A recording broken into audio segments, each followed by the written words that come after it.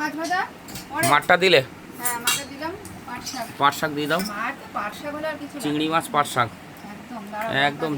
ওটা আবার আখিও ভালো খায়। ওই দেখো ঘাবা ঘাব খাচ্ছে। পাট শাক দিয়ে চিংড়ি মাছ ভালো খায়। পাখি খাস নি পাট শাক? ও পরে খাবে। ও আগে ইলিশ মাছ ভাজা দিয়ে খাচ্ছে।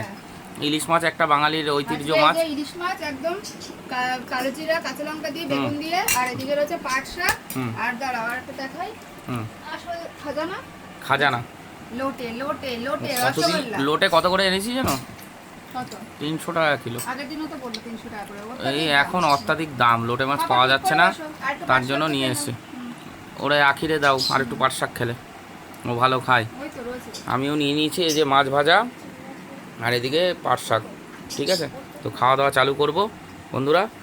তো কেমন হয়েছে আজকের রেসিপিগুলো অবশ্যই জানাবেন। ঠিক আছে।